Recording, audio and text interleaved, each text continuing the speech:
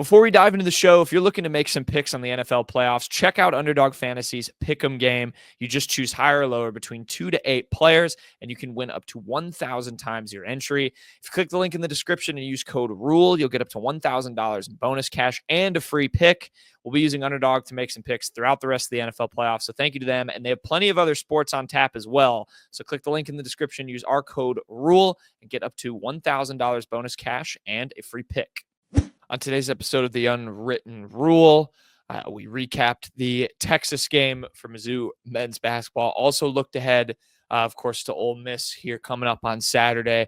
Kind of just gave our takes, kind of looked back again with a couple days since that game, just our thoughts on Mizzou's second loss in conference play, what went right, what went wrong for the Tigers, why we're not overreacting to them losing on the road. And yeah, looked ahead to Ole Miss, kind of gave our thoughts on what we're expecting from when the Rebels come to town and what Mizzou has to do to win that game. So did that, then just went over to quick hits. Had some other little Mizzou news things to talk about, a little more Ole Miss discussion as well. And then we finished the show with some picks for the NFC and AFC championships sponsored by Underdog. So shout out to them again. And finished off with that. Should be a fun couple of games there and a fun game, of course, on Saturday when Mizzou faces Ole Miss. Big one for the Tigers. So why we're not overreacting to Texas, looking ahead to Ole Miss, and a good quick hit segment to get your weekend started. I won't dilly-dally any longer. Let's get into it. The Unwritten Rule starts right now. Marcel, where are you going with that disc? You are not putting that on again. Marcel, okay, if you press that button, you are in very, very big trouble. Attention. Everybody stop what you're doing. It's time for The Unwritten Rule, a Mizzou sports podcast brought to you by the Believe Network, alongside Payton Haverman and Kenny Van Doren. Here is your host, Jack Knowlton.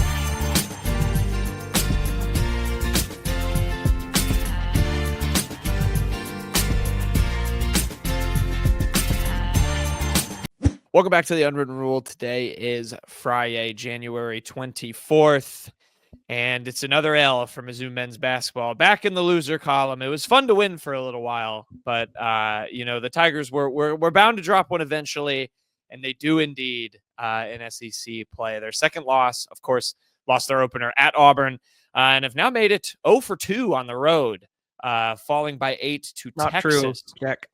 Oh my God! Sorry, one Florida. and 2 on the road. Excuse me. Sorry, just put that Florida game out of my mind. It's because I'm focused on the next one, Payton. The last results. I don't worry about. All right, Dennis. It's always about the next game. We just want to be there from April 1st and April 3rd in Houston, Texas. I don't know what the San Antonio one. San was. Antonio. I memorized the Houston one from 2023.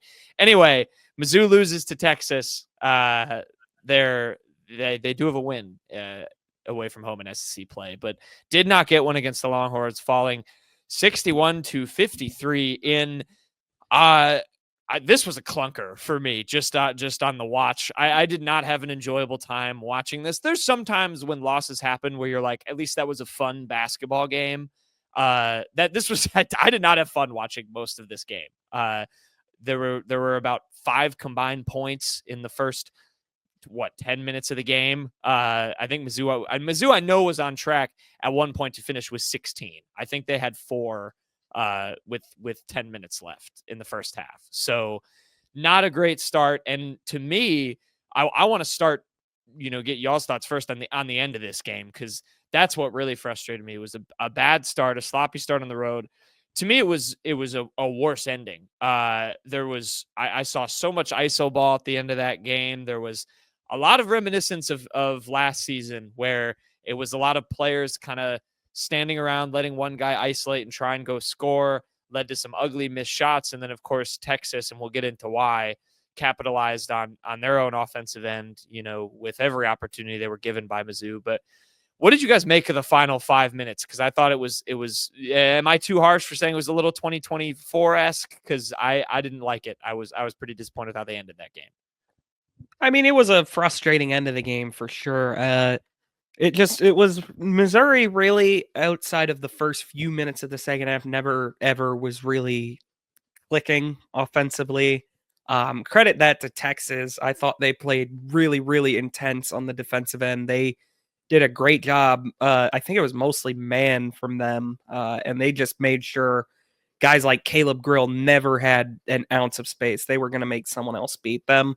Missouri just didn't really respond well to that. It felt like by the end, I kind of agreed, Jack. I mean, they were just playing a lot of iso ball. It worked occasionally. I mean, they got a couple buckets there at the end to retake the lead. I mean, Tamar Bates had a monster dunk that I felt like really was kind of the one bucket that you'd normally in a game would point to in a game like this and be like, that's the one that probably won them the game. But they didn't do anything with it. I thought Dennis had kind of a goofy sub where Tamar Bates was out of the game for Jacob Cruz right after that. Even when without the subbing, though, I mean, the offense was just not really clicking well. Really rough game for Mark Mitchell. I thought it was probably his worst outing of SEC play so far. They did a great job on him. He did well at the line, but 1 for 7. Too many 3-pointers. He should be limited to 2 a night. Games like this are going to happen. I mean, you have to remember the situation Texas came into this game in. They're still a decent team. They're like top 40 in every metric, Ken Palm, Torvik, or otherwise in the net, I believe. They're a firm bubble team. This was a home game for them against a team that really would have bumped them probably just a spot up on that bubble. They were going to always be the team that wanted and probably needed this game a lot more. It is a little frustrating for Missouri because, I mean, it's a tough stretch coming up, and this was probably one of the easier games in this next few games that includes trips to Starkville and Knoxville and home tilts against Ole Miss, and I'm forgetting the other one. Alabama might be in there, but it is what it is. Missouri luckily put themselves in a position the last 2 weeks to where they didn't need to win a game like this. If Missouri was 2-3 or maybe even 3-2 coming into this game and loses a game like that, that would be a lot worse, but they've given themselves a lot of wiggle room. I think they can afford a performance like this. They just can't let it spiral. They couldn't get shots to fall. It is what it is. That's where I want to go from there, Payton. Because before you got in here, Jack and I were just chatting about it, and where I kind of go with it is, coming in this game, we talked about it. It's okay if Mizzou doesn't edge this one out. It's okay if Texas takes it. Not really going to hurt Mizzou in the long run. You told me that Mizzou only fell 1 spot in Torvik after this loss. Wasn't really, a massive knock on the program. But it's just the way Mizzou lost this game because there were opportunities for this team to stay in it. And you talk about the poor shooting performances, getting out rebound. This team still kept it pretty close until those last 5 minutes. There were times that they were leading this game. They had a good lead, a favorable lead, and it just kind of got away from them. And I think that's what makes it hurt a little bit more for those that are, rooting for this program and, seeing it. Because coming into it, I think a lot of people were in the same boat. Texas was projected to win this game. But when you have an opportunity to kind of just pull away with one, especially on the road against the SEC program, I think it just hurts a little bit more. And just not hurts, but, it's just like irritating to kind of see. And I think it's a good wake-up call. I mean, not wake-up call, but it's good to have one of these games early on in SEC play, I think, especially on the road, kind of see what went wrong shooting-wise and rebounding-wise, so it doesn't really come back up at the end of SEC play when some of those games might matter just a little bit more when you're talking about seeding and potential spots in the tournament. Yeah, I think, while the last 5 minutes definitely frustrated me, I started kind of locking in to really sort of dissect what was going on because you're right, Kenny. Even though, I watched the game after the result and I knew they had lost, but I was locked in because it did feel like they had an opportunity to go grab the game. And, Payton kind of detailed it like they just let it slip. And that is going to happen. I think you're right. It's good that they had that happen early in SEC play. It's frustrating to lose. It's frustrating to lose how you lost. I want to get into that. But yeah, they only lost by 12. This team last year, that's the difference, is maybe they made some plays that were a little last year.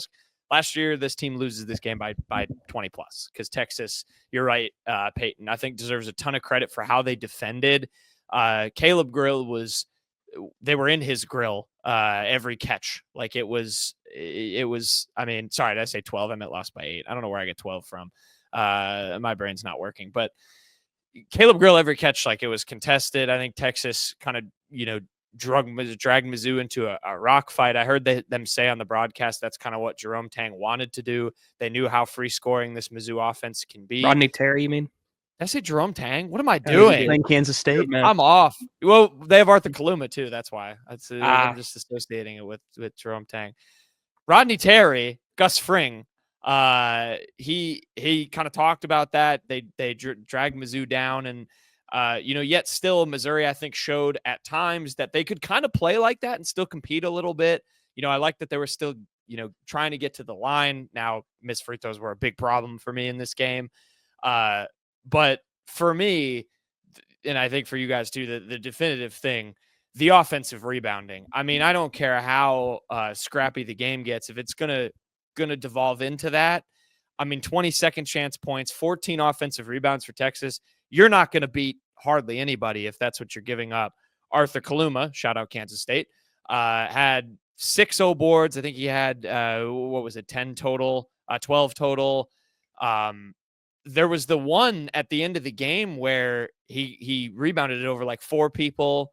That was really bad for me. And then on the flip side, to me, Missouri didn't take nearly enough. I have the one play that I think defined this game for me in terms of how frustrating it was.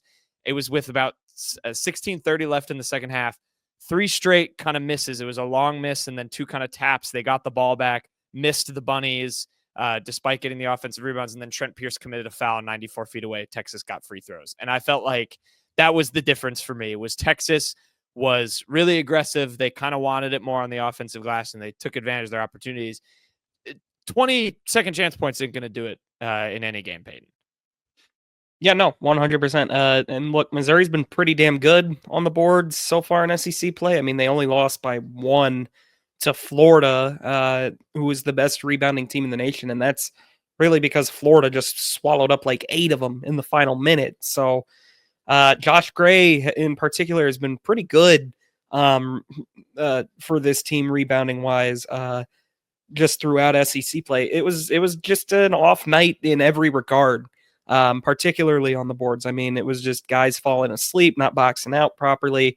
Like you said, Kaluma was just a force for them in this game. Caden Shedrick, former future Missouri Tiger, grabbed a couple as well. Unfortunately, he'll only be remembered for getting postered probably, but he angers me, by the way. I don't like watching him play. It's he only took like 2 shots too. I mean, he was definitely more just your traditional big man.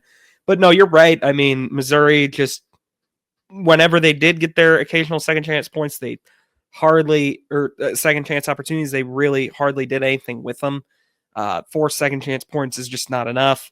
They didn't force enough turnovers to really be able to mitigate that. Only 5 points off turnovers for Missouri. If they can't get going in that regard and they're not getting second chance points, it's going to look ugly. And of course, 4 for 22 from deep.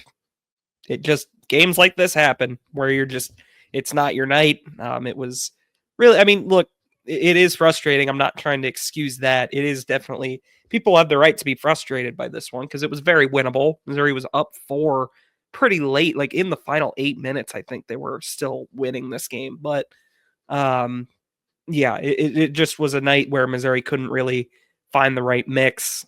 Nobody was able to really step up and take control of it. Kenny, if I may, I'm going to throw 2 questions at you because I want your thoughts on the O boards. But then, with Payton mentioned with the 3-point shooting, for you, because I remember there were 3. I remember I saw 2 from Jacob Cruz and 1 from Trent Pierce that, like, I thought they were great shots or wide open, just didn't go in. How much credit do you give to Texas for holding Mizzou to that from 3? And then how much of it was just, you have just an off night, you missed some shots? And then also whatever take you have on the O boards too. Yeah, I'm not gonna sound like a broken record and add anything on the O boards. Really, no, do it. It sucked. It sucked. Yeah, it was. I mean, they kind of just decided the game too at the end. And 3-point wise, yeah, you're gonna have very off nights, but 18% as a team is very brutal. I did like the 2 makes from Trent Pierce. He had the most makes in this game from threes. Look good. Dirty. I mean, that was just like filth, like pure net on some of those. Nylon. And I think nothing but nylon, Kenny. Nothing but nylon. And I think he's taken a lot of steps forward this year. Trent Pierce has, especially just being a starter as a sophomore right now and kind of putting all the tools together, and I think it's really working out well for him. But he took 5 threes in this game, and I feel like that's, got a little 3 happy there, and like you said, probably could have made a third one. But the thing that really jumps off the page too is Caleb Grill going 1 for 5, and I think that's where you kind of credit where you were mentioning Jack. They were in his grill. I mean, they were in his mouth. It was just like very good defense on the perimeter and not really letting him take those shots. If you want to say pause, Payton, you can say pause, but That was just a funny way to put it. That's yeah. all. I mean, they were all over him, and I think that's where you do give credit to that. But it is a poor just shooting night all around. I mean, it just wasn't just from deep, 31% from the field as well. It's just kind of how it shook out, and like I said, it's good to get these games out of the way early. Yeah, very much so. I do want to talk about a little good and kind of go back to like the point I said, where I go back and forth because it is frustrating that you're in a game, you're up 4 late, they should have been able to pull this one out. But I think it is worth to talk some positives. I kind of want y'all's take on Missouri's defense because you mentioned Missouri struggled from 3. So did Texas. This team shot 4 for 20 from 3, was just under 38% for the year. They also, to me, had a fair bit that were open that they just didn't make. But I still thought Missouri's defense was pretty aggressive. I thought they matched Texas's physicality pretty well. I've been impressed with what this team has been able to do against elite freshmen. We saw it against Boogie Fland with Arkansas. He was limited. Trey Johnson, he had 12 points. He was 3 of 15 from the field. That's gross, efficiency-wise. What did you guys like about Mizzou, maybe defensively, that if you can, you take some positives from this? Well, you kind of nailed it there. I mean, they just matched Texas's intensity for the most part on that end. And I mean, Trey Johnson in particular, I thought Missouri did really well. Trey Johnson was really getting frustrated throughout that game because he just could not make anything work. Only 1 for 8 from 3 from him. I kind of respect Trey Johnson. I got to say, I did text this as well. I liked watching him. He's like intense to watch. And obviously he's going to have better nights than 3 for 15. But no, I think you just kind of nailed it there. Other than like with Jordan Pope in the first half, I thought they did a really good job with pretty much everyone. It was a matter of they kind of made a few more shots late, just because, I mean, there was that miscommunication between Allen and Mitchell that led to an easy bucket right when Missouri was getting a couple buckets late. Texas was able to match them. But for the most part, the physicality was matched. Almost too much at times because there were some really, really stupid off-ball fouls in this one. Mitchell had a really bad one late. I think we mentioned the Pierce one that was like 90 feet from the basket. Yep. Just a couple really just head scratchers that gave Texas a few too many extra points. It's just some tiny things that could be cleaned up rather easily. But no, I do agree with you, Knowlton. Their defense is really what kept them in the game. And that's the difference between this year's team and really the last two, is that if their offense isn't working, they're not necessarily out of a game because their defense can pick up the slack. And it did for a large portion of this game. And even with that good defense, I mean, only 5 steals in this one. We kind of credited Mizzou a lot for the steals this year. And I thought, there was a good play like on Anthony Robinson when he poked it away from Pope, and Pope got the flagrant for the intentional foul. I mean, it kind of felt like that 2023 or 2022, 2023 team that was kind of, picking up steals. And it's kind of just good to see Anthony Robinson frustrate an offensive player and just poke it away from him and force that flagrant. Yeah, I thought the defense was a bright spot. Again, it goes back to, and this is kind of my overall take with this game. It says a lot about last season to where you can have a game like this that, should the players and Dennis feel frustrated? Absolutely, because you want to see them respond. But it is so nice to know, okay, bad on the O boards, missed free throws, left opportunities at the line, and, got to work to, maybe manufacture some more offense against the team that's going to be this aggressive defensively. It's nice to know what the things that went wrong were and know that they've gone right before and you can get them right, in your next game. That's like, it's almost still refreshing in that way about this team. And from what we've seen, I trust them to do that. But yeah, I think there's still some bright spots. Last thing for me, I got to shout out, even though he had the weird ISO thing at the end, I liked again what I saw from fast fan favorite T.O. Barrett. he was fun for me. I thought he was all right. There was the back-to-back plays, I think in the first half. He had a layup, and then he got an assist to Josh Gray. There was one, I mean, they were struggling on the glass. He had a rebound over a bigger guy. I thought he looked pretty good. You guys might have had, I don't know if you had a different perspective. I thought he made some nice plays. I mean, for a freshman that we thought was going to redshirt, obviously leaps and bounds better. I kind of thought that towards the end of the game, he was playing a little too long. They needed to find more guys that were a scoring threat. That's just not what T.O. Barrett is right now. I would have liked to have seen a little less of him late in the game when they That's just kind of fair. needed to trade baskets. I'm not trying to down him. I'm not going to like throw stuff at my TV when he enters the game or anything like that, like I am with a couple other players on this team. But I do think Dennis might have gotten a little too cute with T.O. there towards the end. Just played a little too long, I think. That's The thing that just kind of came to mind for me, looking back on these last 3 years, I want to say like T.O. Barrett will be a guy that you look back on this season, no matter what the outcome is, and you're like, hey, that guy had a pretty interesting year. I mean, like Payton said at the beginning of the year, when I think they said he was battling an injury, it looked like maybe he wasn't going to play this year. Maybe they were going to redshirt him. But I mean, over the last 2 years, I mean, who's a guy to you that kind of just reminds you of T.O. Barrett, where you didn't really have high expectations for him, and then had a pretty significant opportunities and things he's done. A guy that kind of comes to mind for me, you guys can pick the year. It's hard to do last season, but in Dennis's first season, I kind of want to throw Mabor out there. It's just a guy, and it's very hard to compare because Tennessee game. The T.O. Tennessee game. And T.O.'s playing a lot more than Mabor did. But I want to throw Mabor kind of into that group. That Tennessee I game. want to give special. him a comp to a bit of a better player. I get what you're saying with Mabor, because Mabor legitimately was starting games for that team last year, which, again, that says a lot about last year's team. But I get what you're saying there, Kenny. I don't know if I can really think of one, because people expected, the name that kind of pops up is Gomillion. I didn't know if I expected Gomillion to do much, but I don't think that's apples to apples, really. So I don't know if I could give you just a clean, comparable. I'm looking at one name. I want to see his stats from the year I'm thinking of. Okay, yeah, I'm going to go by this. So this is pre-Dennis, but 2022, so year one of him. What about year one Ronnie DeGray? Ronnie DeGray. I like that too. Ronnie DeGray in 2021-22, he averaged 8.3 points. He actually did play 25 minutes a game, so he actually played a lot more than T.O. Barrett did. But that for me was where my mind went to. That first year of Ronnie DeGray, where you're like, oh wow, this coming over from UMass, played pretty well. 8 points, 4 rebounds. I miss Ronnie DeGray. We all miss Ronnie DeGray.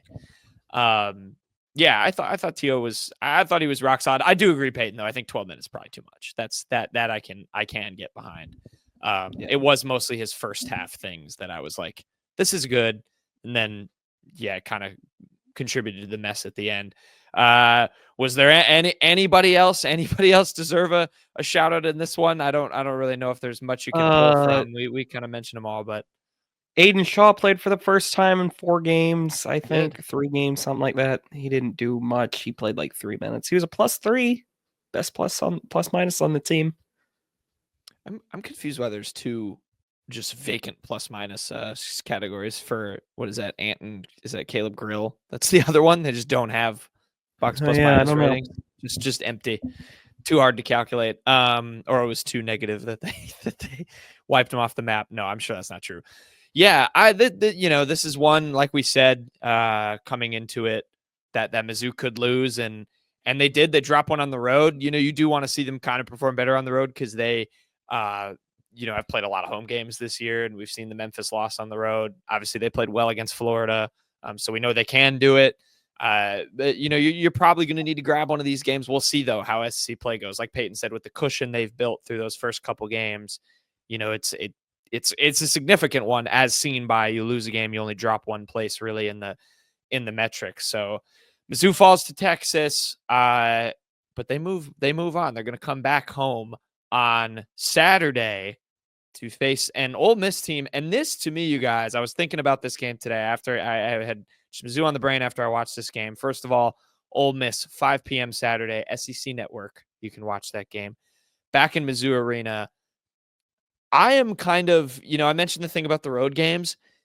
I remember seeing what was Missouri's 14-0 at home. I think it's the most home games anyone in the SEC's played. We obviously know about their non-conference schedule. With the cushion they've built up, I feel like winning just as many home games as you can get. And they have a lot of decently winnable ones at home.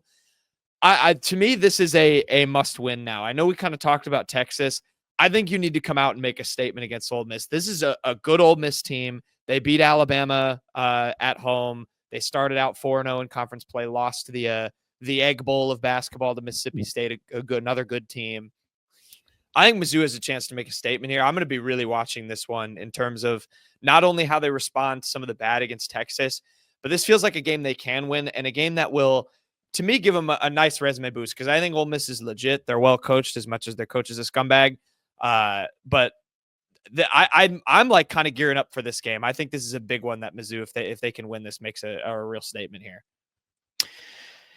I don't know that I'd categorize it as a must win, but it's definitely would be nice to have game. That I do agree with you 100%. Ole Miss is kind of has kind of shut me up a bit. I thought they were a bit fraudy coming in. I didn't expect them to start 4-1 in SEC play. Last year granted, didn't help either. They've played Georgia, Arkansas, and LSU, but they do have that win over Bama at Bama, which is a really, that's not. I would say Missouri's win over Florida is more impressive, but that's probably on par with that, a win over Alabama at Bama.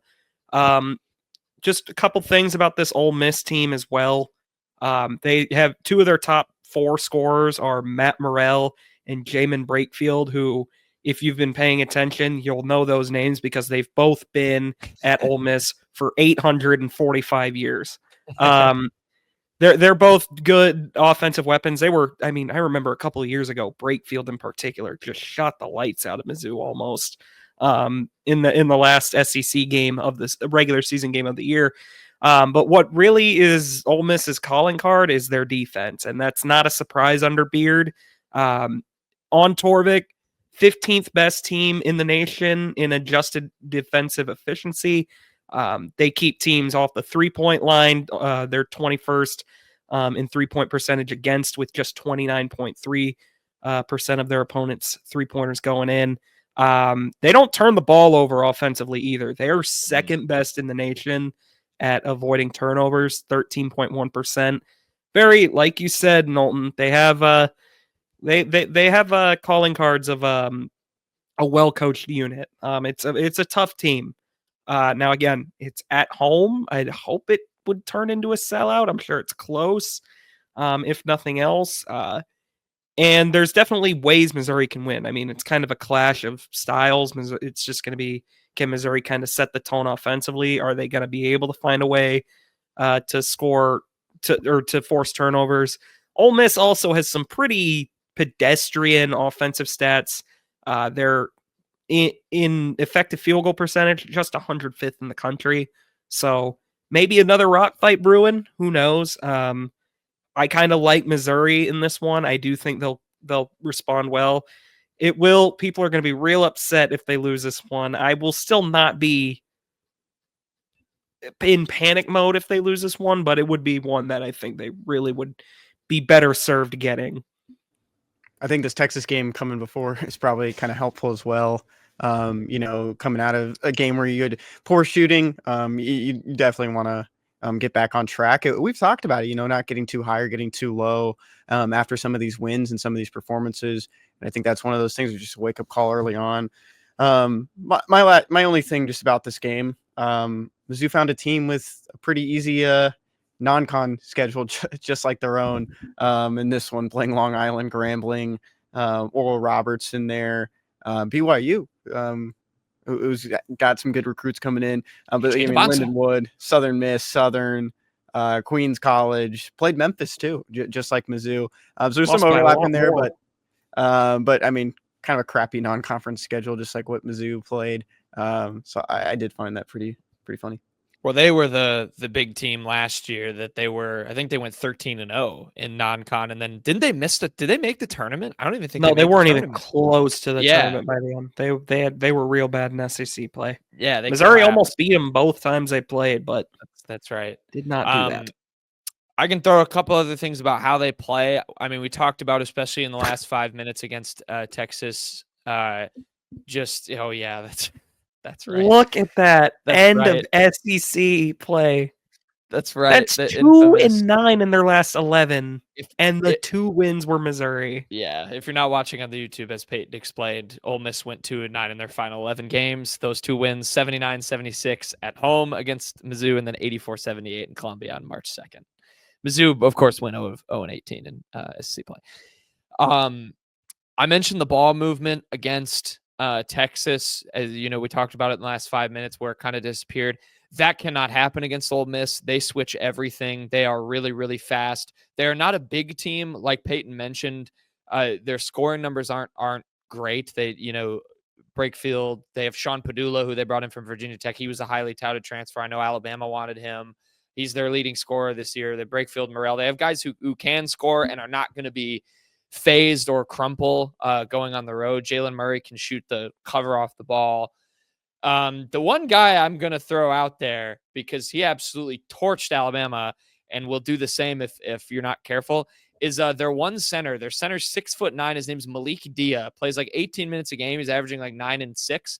Dropped like 22 against Alabama because they just did not know how to defend him. So he's someone that can go off if you. I think it was like 26 points and like 15 rebounds. It was kind of absurd. So, and Alabama has big guys, as Mizzou does. So he's one to watch for me. But they're going to play really quick on defense. They get steals. They're like Payton said, a well-coached team. So you can't be at the level you were at Texas if you want to beat this Ole Miss team.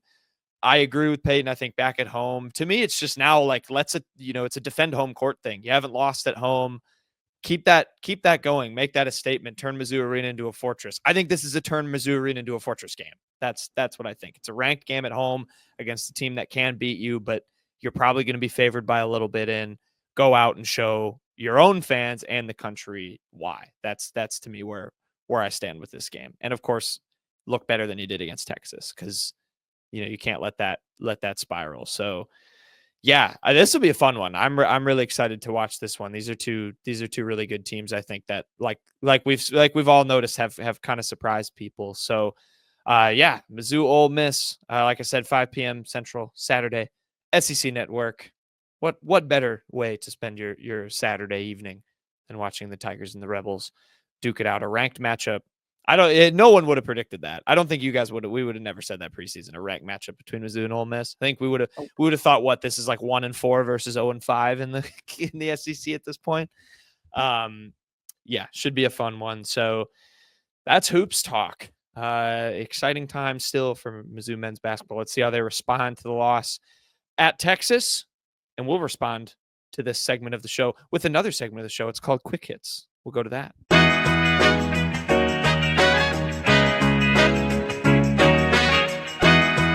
Okay, quick hits time. We'll finish out the show.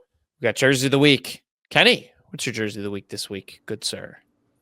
Shout out Pete Bland of the Columbia Missourian, because I do agree with him on this. But it is also fun for college football players to do this. But Christian Williams announced his declaration for the NFL draft. He didn't really need to make an announcement because he can't come back. He's out of eligibility. But it is a very big deal for a lot of players to do this. And he got a video. A lot of guys do graphics. Took a little bit longer to do his, but there he is holding his rock in the snow on senior day. But Christian Williams was a part of that era in 2022 where the death row defense, Blake Baker's first year at defensive coordinator, and you saw like a big turn and shift for Mizzou that year before winning the Cotton Bowl the next year, and another 10-win season the year after that. So he was a part of that era of guys that, didn't really work out in his first stop at Oregon and really turned it up once he transferred to Mizzou. He's a guy that, you really think about it, in 2021, just how bad that defense was. The D tackles were borderline useless on that team. And then, in 2022, you get guys like Christian Williams Jay Jernigan, Josh Landry, D-Rob takes a step. And it kind of, like you said, Kenny, it kind of helped reshape the whole defense. So definitely an unsung hero in this era of Missouri football. Yeah, had a great identity. Shout out to Christian Williams. Best of luck to him in the pros. Hopefully he can get a shot. I'm excited to see all these guys. I like this is it's kind of a fun time. It's not as newsy in the spring, late spring, early summer, but it's nice to see a lot of these guys getting NFL calls, and you just get to think about their Mizzou days, and obviously it's always a good brag to have guys in the NFL. So hopefully Christian Williams can be one of those. We'll see. Wherever he ends up in the NFL, if he makes it there, that locker room will be spotless. He made sure that everyone picked up their trash. That was one of his biggest things, and ended up being a captain this past year. Christian Cleanliness Williams. That could be his nickname. I don't know. Payton, Jersey of the Week. My Jersey of the Week is going to be Caleb Grill. Kind of felt inevitable. He was just scorching hot for Missouri last week. Probably the best player in the conference, and the conference agreed. He was named SEC Player of the Week after Missouri beat Florida in Gainesville and then beat Arkansas at home. I don't even remember his point totals in both games, but he was blisteringly hot. I think Kenny used the term unconscious in the Arkansas game. I love Caleb Grill. He's so much fun. You look like him. I don't think I do now. Do I look like Caleb Grill right now? As no, not really. As my poses right now. I don't know if I could pull off. He went kind of sharp on the haircut too. Like he's got it's not as faded. It's like a sharp line and then buzzed and then it's like long. It looks a lot better. I like it better on him. I don't think I could pull it off. The Mohawk was bad. I did not like the Mohawk. Have you seen like Iowa State Caleb Grill? That was bad. I didn't feel like he was a man bun guy either. I think he just looks good with a sharp haircut. Yeah, I like him now, and he's a sharp shooter.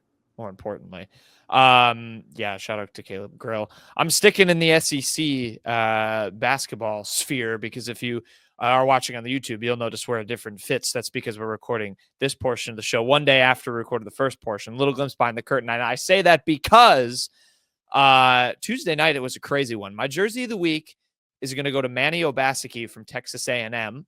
The reason for that, he hit the game winner in Oxford, Mississippi on Wednesday night to sink number 16 Ole Miss. Of course, Ole Miss this Saturday is going to come into Columbia, Missouri, and have to have a bounce back win. And this is now after starting 4-0 in SEC play, 2 losses, one to their arch rival in the Egg Bowl of basketball, and now a heartbreaker.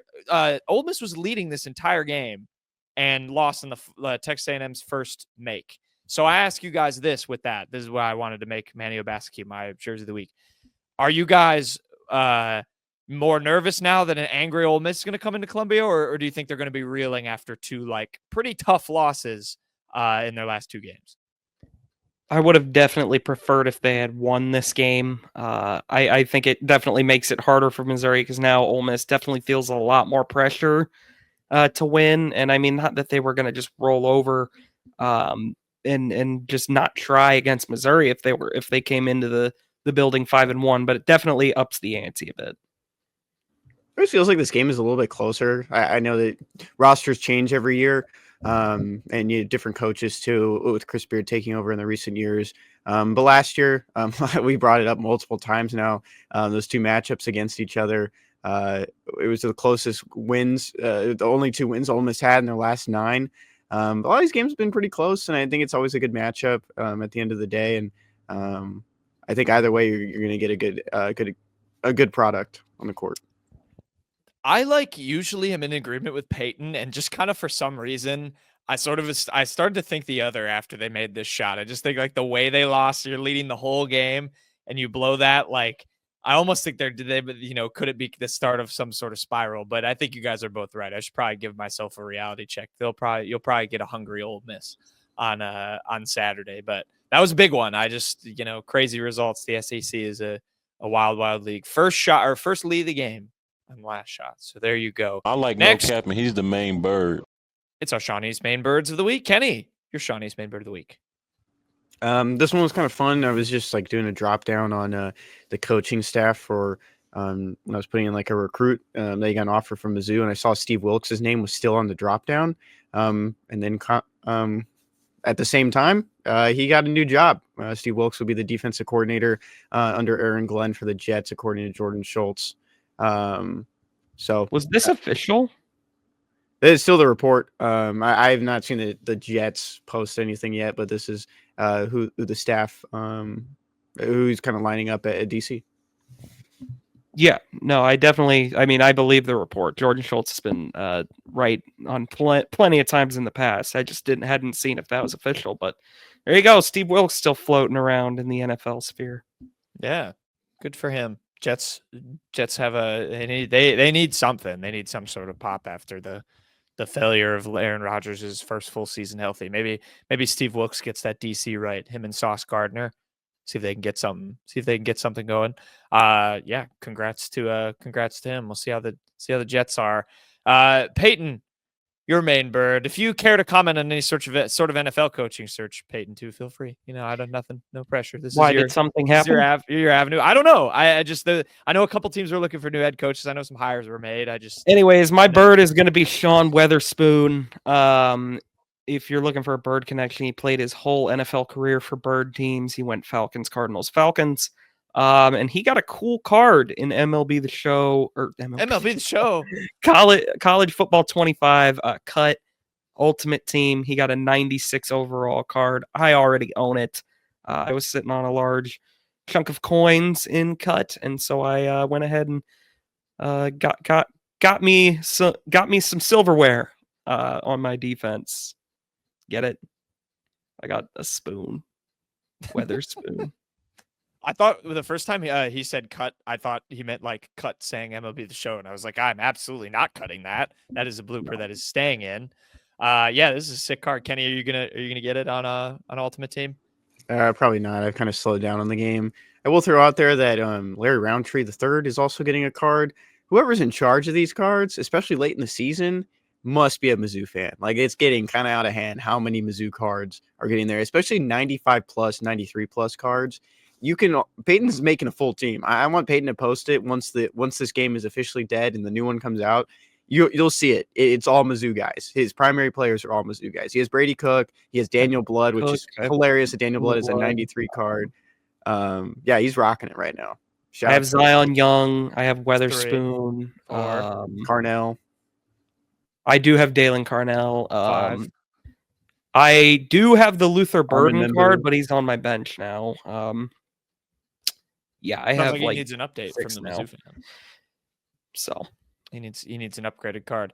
What Mizzou card do you want to see next, Peyton? If you had to pick one, old or past or present? Brett LeBlanc. Brett Norfleet. Oh, that would be I need fun. a new tight end. That would be a good one. What about Kellen Winslow? Throw it back. Sure. Make him a Legends card. Could be fun. Also, to go back, the reason I prodded Peyton at there and Glenn comment. Peyton's a Bears fan. You can look up who they hired as their head coach. Yeah. Off kilter. But anyway, my main bird of the week is going to go to Jimmy Butler, of course, the former Marquette Golden Eagle, bird connection. He has been all over the drama scene in the NBA. The trade deadline's nearing. He wants out. He wants to go. He got suspended for 2 games by the team for missing a flight. They are heading on a road trip, I believe, to Milwaukee and then Brooklyn. Missed the flight, got suspended. And then apparently Eric Spoelstra today told him to suck it up, deal with it. He's putting the hammer down. But yeah, that's the drama in the NBA right now as we go toward the trade deadline. If Jimmy Butler will go, I know NBA news right now is pretty frowned upon, but I thought this was funny. Can they just trade him? I mean, why is he still there? He's not going to play for them. I want to ask. I wanted to ask a hypothetical where you want him to go, but it's kind of only one team at this point, so it's not really. Where's he going? Probably the Suns. The Suns are really? trying to do. Yeah, the Suns traded 1 first-round pick later for 3 less valuable first-round picks, so they could trade for. They're doing crazy stuff. The NBA is being the NBA is kind of what's happening. But yeah, good old Jimmy freaking Butler. All right. Best things we learned this week. Peyton, It's not quite a thing, yeah. This is a worse thing I learned. We kind of had to do a check-in at some point. Missouri women's basketball is just a train wreck this season. They lost 75-60 to Auburn on a Sunday. I mean, everyone kind of knows where this is going. Princeton's just kind of playing it out at this point. They're 0-6, I think, is the mark they're at in SEC play, and they've lost like 15 or 16 straight SEC games going back to last year. They're a mess. They're terrible. It's just kind of got to lay it out there just to remind people that this team exists. And they're no good this year. They are entering Dennis Gates territory. Yeah, we need this factory reset for Mizzou women's basketball. New coach, new culture getting installed. Yeah, it's kind of like these lame duck seasons. It's very tough. I mean, it must be just hard to be in like that locker room. Like, just the mood in there must just be sour. Like, I'm sure we speculated a lot last year with Dennis and co. Just rough and tumble. All right, Kenny, do you have any? On like I can't find her on Twitter anymore, but there was a top player like in the Kansas City area who announced a top 15 for women's basketball programs and didn't put Mizzou in the top 15. So that kind of just shows you where the recruitment is going at the same time. Yeah, because that's Robin's calling card. I feel like it had been. Nobody's going to commit to a coach that is out at the end of the year. So, but 15 teams, real rough. Your in-state school doesn't even. Do you remember any of the teams? Were there like some mid-majors in there that like was like most the only one that popped there? Off was like Stanford and UNC because they were next to Iowa State was on there. Yeah. I know that because I believe her name was Addison Bjorn. And if that's the one I'm thinking of, Addison Bjorn, she goes to Park Hill South, which is where I went to high school. I believe she was my neighbor. And she has a brother named Jack who goes to Iowa State. There you go. So there's a connection there. Family, there's some recruiting intel. If it's the same one. Recruiting intel from Payton on the basketball front. Yeah, I would wager that. I don't know how many Bjorns there are. Kenny, what'd you learn? Best thing I learned this week. I think this is the second time we brought up the Dickie V's Weekly Stars this year. Not mistaken, but Dennis Gates got Coach of the Week from Dickie Vitale. Hey, baby! Dennis Gates! Dennis Gates is my Coach of the Week, baby! I love the Dennis. What he's doing, he still wears the suit, baby. Dennis Gates went 2-0. He got Coach of the Week. Including the win over Florida, which is doing a lot of the heavy lifting. Missouri may have lost to Texas, but Dennis won Coach of the Week. That's all that really matters. All right. My best thing I learned this week. I'm going back to the Ole Miss Mizzou game. It's sellout. So there you go. We kind of predicted that, or we wanted that to be on third sellout in a row. Yeah, Mizzou Arena. They need to make it a fortress. I would love to have by the end of the year like an undefeated home record. To say Mizzou has that, like I think it's just a nice point of pride. If they could somehow do it. I think they will drop one at home. I mean, they play some good teams at home, obviously, but there's another winnable one. I think I would like to at least. This would make them 15-0 at home. But you're right. I mean, then they got A&M at home. I know they got Arkansas, Alabama at home, Kentucky. Kentucky's at home. So some tough ones. They might lose one, but if they get close, I would be really impressed. It's nice to see when Mizzou Arena is rocking. It is a hard place to win at. So, good job, people who bought tickets. Look at the last name on the second reply. I've never seen a last name like that. Oh my God. Me Hall of Fame. You almost got me, Kenny, because I just say things out loud before reading them in my head. All right. We're gonna finish the show. We got I've been promising this in the last couple of episodes. We wanted to get us all together for it. We're gonna finish the show with a little picks segment, harkening back to some days of KCOU, some old segments we used to run on this. But as you heard in the intro, shout out to Underdog Fantasy, our gracious sponsor. If you click the link in the description, use our code RULE, you'll get up to $1,000 in bonus cash and a free pick. So go down below. We're going to make some picks for the championship games, gentlemen, coming up on Sunday. Commanders Eagles, who would have thunk it? The commies in the NFC Championship game, and then Chiefs Bills what are we on 9 now? It feels like in the AFC Championship. So we've got some player picks. I'll put them on the screen too as we come up. But Payton, Kenny, I'll make one of you go first. What is your pick this week? I'll go first. Championship games. I'm gonna take below on Jalen Hurts' passing yards. I believe it's at 185. 180.5. Right? 180.5. Yeah. Jalen Hurts has just not been the same player this postseason run. He only threw for like 140 yards last week. I think Dan Quinn will have a plan, so I'll take below there. All right.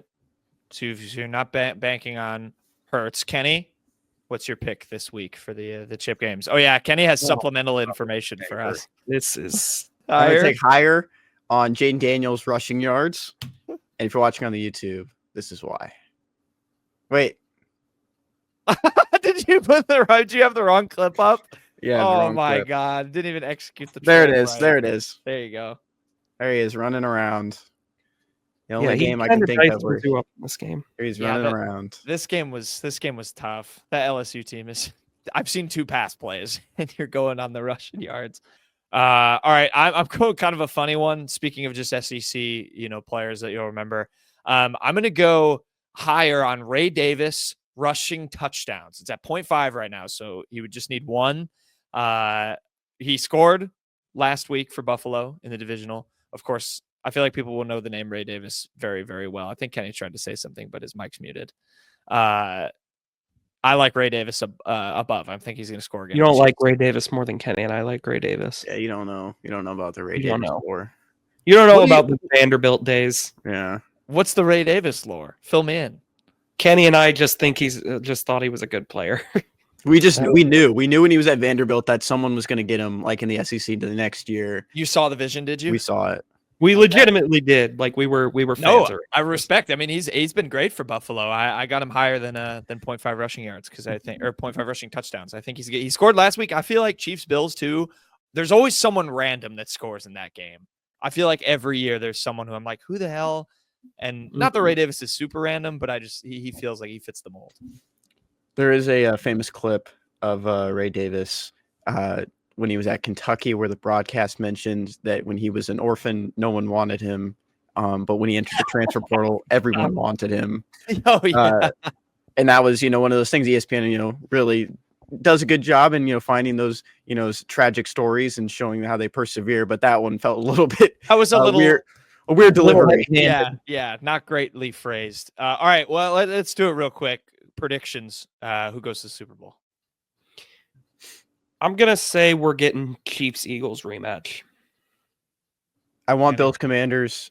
Easy to say. Chiefs Eagles. I don't want Commanders, Jack. I won't root for the Commanders in solidarity with you. I want the Bills so bad. I don't really care in the NFC. I guess I'd take either one of them. I'll go Bills Eagles. I think the Bills are finally going to do it. I think they're finally going to I want I want Allen to get that win so bad because in all 3 of their losses to the Chiefs in the playoffs, he has played extraordinarily good football and they have just been Mahomes. Yeah. So I hope you two are correct. I hope the Bills. I don't think it'll happen. Yeah, it'll be tough. I hope the Bills can pull it out. But you can, you heard our picks. And like I said, click the link in the description. You can use our code RULE again, get up to $1,000 in bonus cash and a free pick. You can go make some picks for the AFC, NFC championship games and the Super Bowl coming up. So we'll have some Super Bowl picks, player picks for you guys as well. So yeah, let's enjoy the AFC, NFC championships. Enjoy Mizzou, Ole Miss, of course, as well. Payton, do you have I've been soloed. I thought I had a joke, but that intimidated me. I was thrown off. Somebody thought he could play producer, Mr. Fighting Irish Hat. Look at him, like guys, grimacing. This is a layup. What kind of music do elves listen to? Jingle bell, Christmas music. Are you? Come on, think a little harder than that. Christmas. No. Short songs. What Rap is- music. That actually is not like that obvious. All right. That'll do it for the Paper. unwritten rule. What? Rapping Paper music. Paper music? That's not a thing. Payton. Rapping All right. paper, and That'll do it for the unwritten rule. that's a good show. Enjoy the Ole Miss game if you're going. Enjoy the sellout crowd. And we will be back. We'll recap it for Monday's show. I've been put on the solo screen again. All right. Bye, everyone.